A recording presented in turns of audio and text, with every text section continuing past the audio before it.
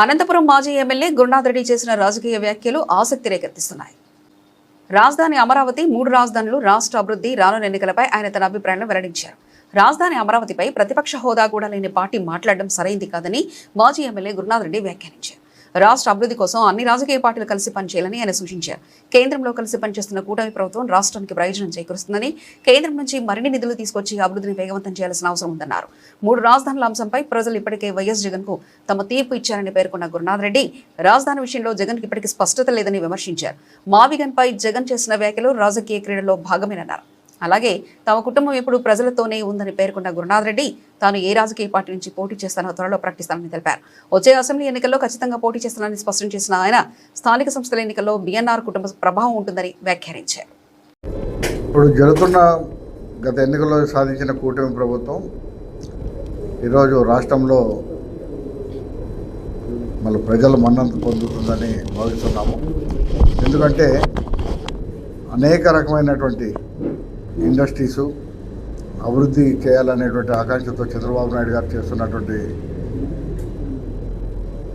పాలన, పవన్ కళ్యాణ్ డిప్యూటీ సీఎంగా కూడా అభివృద్ధిలో భాగం పంచుకోవాలనేటువంటి ఆకాంక్షతోనే వాళ్ళు పనిచేస్తున్నారు. అందులో భాగంగానే ఇండస్ట్రీసు మన రాష్ట్రానికి తరలి వస్తున్నాయి. నిన్న కూడా మన రాయలసీమ ప్రాంతానికి సంబంధించి జమ్మలమడుగులో అతిపెద్ద జిందాల్ కంపెనీ వాళ్ళు కూడా స్టీల్ ఫ్యాక్టరీ ప్రారంభిస్తూ, అదేవిధంగా సోలార్ ప్లాంట్ను కూడా ఏర్పాటు చేయడం జరుగుతుందని ప్రకటన చేయడం జరిగింది. మరి అందులో భాగంగా నిన్న భూమి పూజ కూడా మన ముఖ్యమంత్రి గారు చంద్రబాబు నాయుడు గారి చేతుల మీదుగా జరిగింది. త్వరలో ఆ ప్రాజెక్టు మన రాయలసీమ ప్రజలకు, ఎంతో నిరుద్యోగులకు, అనేక రకమైనటువంటి వారికి ఊరట కలిగించే అంశంగా మేము భావిస్తున్నాము. ముఖ్యంగా ఇప్పుడు అభివృద్ధి ఏ విధంగా కొనసాగుతుందనేది అందరూ చూసాం. గతంలో ఏ విధంగా జరిగిందనేటువంటి పాలన చూసాం. ఈరోజు వైజాగ్లో కానీ ఒక సిస్టమ్ రావడము, అదేవిధంగా ఈ కూటమి ప్రభుత్వంలో సంక్షేమానికి ఏ విధంగా అయితే ప్రాధాన్యత ఇస్తున్నారో, అదేవిధంగా అభివృద్ధికి కూడా అంతే ప్రాధాన్యత ఇస్తూ పాలన కొనసాగుతుందని నేను భావిస్తున్నాను. మరి ముఖ్యంగా ఈరోజు ఉన్నటువంటి పరిస్థితులు చూస్తుంటే, ఈ వర్షాకాలం దగ్గరకు వస్తుంది, అయినా సరైనటువంటి వర్షాలు కురవడం లేదు. ముఖ్యంగా తుంగభద్ర డ్యాంలో నీళ్లు లేకపోవడం వలన సాగునీరు కూడా ఇబ్బంది కలిగే పరిస్థితి ఈ జిల్లాలో, ముఖ్యంగా మా అనంతపురం జిల్లాకు తీవ్రమైన నష్టంగా మేము భావిస్తున్నాము. మరి ప్రభుత్వం ఈ పరిణామాన్ని ఎదుర్కోవడానికి తగు రీతిలో చర్యలు చేపట్టాలని చెప్పేసి కూడా మేము ప్రభుత్వాన్ని డిమాండ్ చేస్తున్నాము. ఎందుకంటే ముఖ్యంగా అతి కరువు ప్రాంతమైనటువంటి అనంతపురం జిల్లాకు సాగునీరు, తాగునీరు కూడా తీవ్రమైనటువంటి ఇబ్బంది కలిగే పరిస్థితి ఉంది. మరి కృష్ణా జలాలను తరలించి ఆంధ్రనీవా ద్వారా అయినా కూడా ఈ జిల్లాకు నీటిని తీసుకురావడానికి ప్రభుత్వం కృషి చేయాలని చెప్పి కోరుకుంటున్నాం. అదేవిధంగా తుంగభద్ర జలాశయంలో కూడా నీటి మట్టం పూర్తిగా అడగంటిపోయింది. మొన్నటి వరకు గేట్లు లేనందువల్ల నీరు నిల్వలేకపోవడం వల్ల గతంలో ఈ నీటి మట్టం తక్కువ ఉన్నప్పుడు కూడా దాదాపు 8-9 టీఎంసీల నీరు అందుబాటులో ఉండేవి. మరి ఈరోజు ఆ పరిస్థితి 9 టీఎంసీలు కూడా లేనటువంటి పరిస్థితి ఈ వర్షాభావం వలన తుంగభద్ర డ్యాంకు నీరు చేరుకోలేదు. మళ్ళీ రాబోయే రోజుల్లో ముఖ్యంగా మా అనంతపురం జిల్లాకు సాగునీరు మాట దేవుడెరుగు, తాగునీరు కూడా పరిస్థితి తీవ్రమైనటువంటి ఇబ్బంది కలిగే పరిస్థితి ఉంది. మరి ఆ విధమైనటువంటి పరిస్థితుల్లో కృష్ణా జలాలనైనా ఆంధ్రనీవా ద్వారా ఈ జిల్లాకు తీసుకురావడానికి కూటమి ప్రభుత్వం కృషి చేయాలని కోరుకుంటున్నాము. ఎందుకంటే ఈ జిల్లాలో పూర్తిగా వర్షాభావంతో ఆధారపడినటువంటి జిల్లా ఇది. అటువంటి జిల్లాకు గతంలో రాజశేఖర రెడ్డి ద్వారా అంతో ఇంతో తాగునీరు, సాగునీరు ఆంధ్రనీవా ద్వారా రావడం జరిగింది. మళ్ళీ ఈరోజు ఆ నీరు కూడా వచ్చే పరిస్థితి లేనటువంటి పరిస్థితి ఏర్పడింది. కాబట్టి ప్రభుత్వం ఆ దిశగా కృషి చేయాలని చెప్పి కోరుకుంటున్నాము. ముఖ్యంగా పశుగ్రాసం రైతులకు పంట రుణాలు ఇచ్చే విధంగా కానీ మరి పంట పండించుకోవడానికి తగిన రుణాలు అందజేయాలని కోరుకుంటున్నాము. ముఖ్యంగా ఈ ఖరీఫ్ పంటలో మరి సాగునీరు ఏ విధంగా అయినా కూడా తీసుకురావడానికి కృషి చేయాలని చెప్పి కోరుకుంటున్నాం. ఈ విధమైనటువంటి పరిస్థితుల్లో ఉన్నటువంటి జిల్లాను ఆదుకోవాలని చెప్పేసి కూటమి ప్రభుత్వాన్ని మేము కోరుకుంటూ అభివృద్ధి బాటలో నడుస్తున్నటువంటి ఈ ప్రభుత్వాన్ని మా జిల్లాను కూడా అభివృద్ధి బాటలో నడిచే విధంగా పనులు కల్పించాలని కోరుకుంటున్నాము. మన కేంద్ర ప్రభుత్వం కూడా ఈరోజు పనికి ఆహార పథకాన్ని చేపట్టడం జరిగింది. దాని ద్వారా కూడా రైతు కూలీలకు మంచి పని దినాలు దొరికే విధంగా ప్రభుత్వం చేపట్టాలని కూడా డిమాండ్ చేస్తున్నాము. ముఖ్యంగా పశుగ్రాసం అందించాలని, రైతులకు పంట బీమా పథకాన్ని అందించే విధంగా కృషి చేయాలని చెప్పేసి కూడా మేము కోరుకుంటున్నాము. ఇక ఈ సందర్భంగా మేము కోరేది ఏమంటే త్వరలో లోకల్ బాడీ ఎన్నికలు కూడా నోటిఫికేషన్ రావడం జరుగుతుంది. ఆ ఎన్నికల్లో జనరల్గా గత ఎన్నో సంవత్సరాలుగా చూస్తున్నాం, ఏ ప్రభుత్వం అధికారంలో ఉంటుందో ఆ ప్రభుత్వంలోని నాయకులే సంస్థాగత ఎన్నికల్లో విజయం సాధించే దిశగా జరుగుతున్నటువంటి పరిస్థితి ఉంది. మళ్ళీ ఈరోజు ప్రతిపక్షం కూడా ఏది సరైనటువంటి దిశలో అడుగులు వేయడం లేదు, ప్రభుత్వాన్ని నిలదీయడం లేదు. ముఖ్యంగా రాజధాని విషయంలో పూర్తిగా ప్రజలను తికమక పెట్టే ప్రకటనలు రోజు ఒకటి వస్తున్నాయి. మరి ఈరోజు కేంద్ర ప్రభుత్వం గెజెట్ నోటిఫికేషన్ ఇచ్చి అమరావతి రాజధానిగా ప్రకటించింది.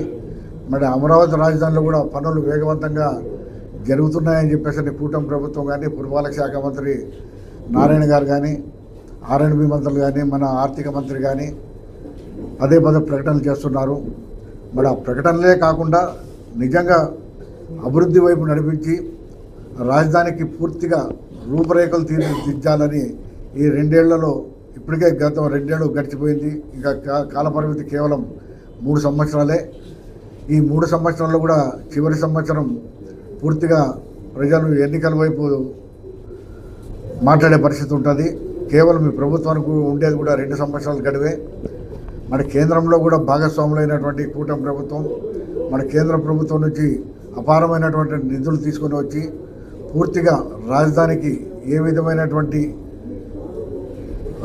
రాజధానికి కావాల్సినటువంటి వసతులు ఉన్నాయో వాటిని అన్నీ ఈ 2 ఏళ్లలో పూర్తి చేసి ఒక స్థిరమైనటువంటి ప్రకటన కేంద్ర ప్రభుత్వం ఇప్పటికే చేసింది. అమరావతి రాజధాని అని చెప్పేసి డిక్లరేషన్ కూడా ఇవ్వడం జరిగింది.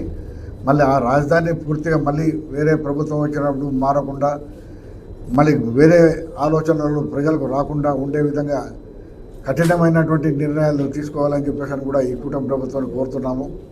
ఎందుకంటే ప్రతిపక్ష హోదా కూడా లేనటువంటి నాయకుడు రోజుకొక మాట మాట్లాడడం జరుగుతుంది. మావిగన్ అంటున్నారు, విజయవాడ అంటున్నారు.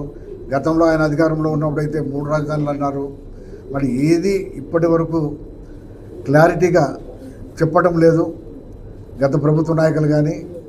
మరి ఇప్పుడు ప్రభుత్వం అవలంబిస్తున్నటువంటి వైఖరి పూర్తిగా రాజధాని ఏదో ఒక నిర్ణయంతో ఏర్పాటు చేసింది, దాన్ని అమరావతిగా నిర్దేశించడం జరిగింది.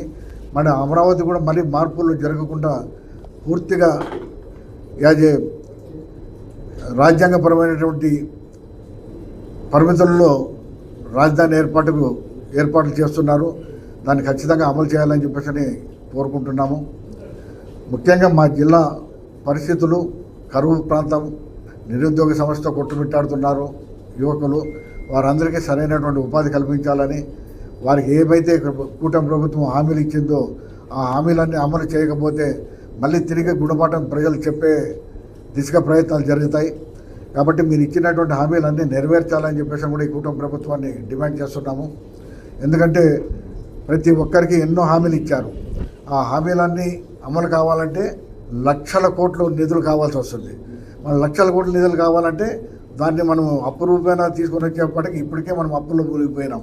కానీ దాన్ని కేంద్ర ప్రభుత్వం మరి ఏ విధమైనటువంటి పద్ధతిలో నిధులు తీసుకొని వచ్చి ఇక్కడ ఉన్నటువంటి అవసరాలు తీర్చడానికి కృషి చేయాలని చెప్పేసి కూడా కూటమి పార్టీ పెద్దల్ని కోరుకుంటున్నాం.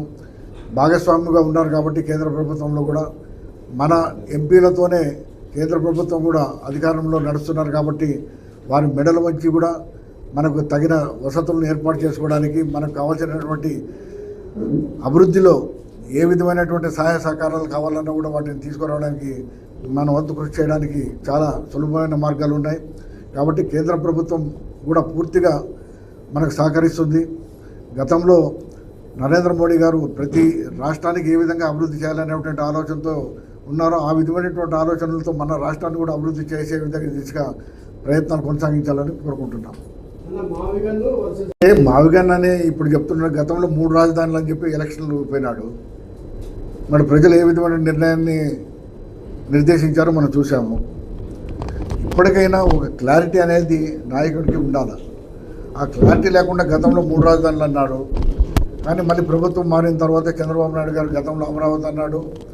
అక్కడ నుంచి రైతులు ఎంతో సహకరించి లక్షల ఎకరాల భూమిని మరి రాజధాని ప్రాంతాన్ని అభివృద్ధి చేయాలనేటువంటి ఆకాంక్షతో రైతులందరూ ఇవ్వడం జరిగింది. మళ్ళీ ఆ రైతుల్ని గత 5 సంవత్సరాలుగా ఎంత ఇబ్బంది గత ప్రభుత్వం పెట్టిందో మనమంతా చూసాము. తిరిగి మరి ముఖ్యమంత్రి అయిన తర్వాత చంద్రబాబు నాయుడు గారు మళ్ళీ అభివృద్ధిని అమరావతిలోనే చేస్తామని చెప్పేసి చేయడం జరిగింది.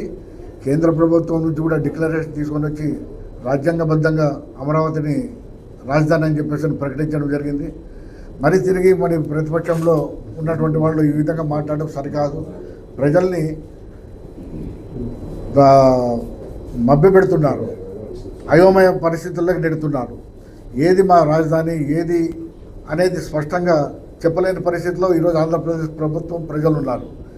మరి ఆ ప్రభుత్వం పూర్తిగా నిర్దిష్టంగా రాజధానిని అమరావతి అని చెప్పేసి ఏర్పాటు చేసి అక్కడ పనులు కూడా శరవేగంగా జరుగుతున్నాయని చెప్పేసి మరి పంచాయతీరాజ్ మంత్రి లోకేష్ గారు కానీ, మున్సిపల్ శాఖ మంత్రి నారాయణ గారు కానీ, మన ఆర్థిక మంత్రి కేశవ్ కానీ చాలామంది ప్రకటనలు చేస్తున్నారు.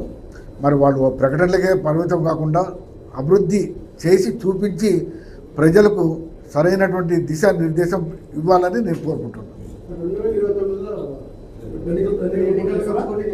ఖచ్చితంగా ఉంటాను. 2029లో నేను నూతన సంవత్సరం జనవరి 1 రోజే నేను చాలా స్పష్టంగా చెప్పడం జరిగింది. ఈ ఎన్నికల్లో ఈ సంస్థాగత ఎన్నికల నుంచి మా రాజకీయంగా ఎప్పుడు మేము ఉన్నాము, ఎప్పుడు ప్రజలకు దూరంగా లేము. మేము అధికారం ఉన్నంత మాత్రమే ప్రజలకు సేవ చేయాలనేటువంటి భావన కాదు. అధికారంలో లేకపోయినా కూడా ప్రజలకు అందుబాటులో ఉంటూ ప్రజల యొక్క అవసరాలు తీర్చుకుంటూ వారి యొక్క ప్రేమకు మేము దగ్గర అవుతున్నాము. ఎప్పుడు మేము మమ్మల్ని ప్రజలు దూరం పెట్టలేదు, మేము ప్రజలతో దూరంగా లేము. ప్రజలతో మేము మమేకమే ఉన్నాం, ప్రతిరోజు ప్రజలతో కలుస్తున్నాము. ఖచ్చితంగా ఈ సంస్థాగత ఎన్నికల్లో కూడా, లోకల్ కార్పొరేషన్ ఎన్నికల్లో కూడా మా కుటుంబం ఖచ్చితంగా భాగస్వామ్యం అవుతుంది. ప్రజలతో మమేకమవుతాం, ప్రజలతో కలిసి వెళ్తాం, ఖచ్చితంగా నిలబడతాం కూడా ఎలక్షన్లో. రాని చెప్తాను, సమయం వచ్చినప్పుడు చెప్తా. నేను ఏ పార్టీ తరఫున నిలబడతానో, ఏ పార్టీ తరఫున చేస్తాను అనేది మీ అందరి సమక్షంలో తెలియజేసే వస్తాం కదా. మీకు తెలియకుండా ఏం చేయం కదా. రాజకీయాల్లో ఉన్నాము. ఖచ్చితంగా మీకు మాకు ఉన్నటువంటి సంబంధం మామూలు భార్యాభర్తల సంఖ్యన ఎక్కువ సంబంధం మనకు మీకు. ఎందుకంటే ప్రజలకు తెలియజేసేది వార్తలు మీరు, మీ ద్వారా మేమేం చేయగలుగుతున్నాం, ఏం చేయబోతున్నాం అని చెప్పేసి ప్రజల వద్దకు తీసుకెళ్లేది మీరే. కాబట్టి ఖచ్చితంగా మీకు తెలియజేసి రాజకీయాల్లో ఏ పార్టీ తరఫున ఎన్నికల్లో పోటీ చేస్తాము, ఏ పార్టీకి ఈ లోకల్ బాడీస్లో సపోర్ట్ చేస్తామని ఖచ్చితంగా తెలియజేస్తాం. ప్రతి ఒక్కరు చెప్తాం, జనసేనకి వెళ్తున్నామని చెప్తున్నారు. వైఎస్ఆర్ పార్టీ మా పార్టీలోకి వస్తారంటున్నారు, బీజేపీలోకి వస్తామంటున్నారు. చాలామంది సంప్రదిస్తున్నారు. ఢిల్లీ వాళ్ళు కూడా వచ్చి కలుస్తున్నారు మమ్మల్ని. చెప్తా, మా అభిమానులకు చాలా క్లారిటీగా ఉన్నారు. మా అభిమానులు, మా కార్యకర్తలు కాదు, ప్రజలు చాలా స్పష్టంగా ఉన్నారు మా పైన, మా కుటుంబం పైన. గురునాథ్ రెడ్డి ఎప్పుడు ప్రజల వైపు ఉంటాడు.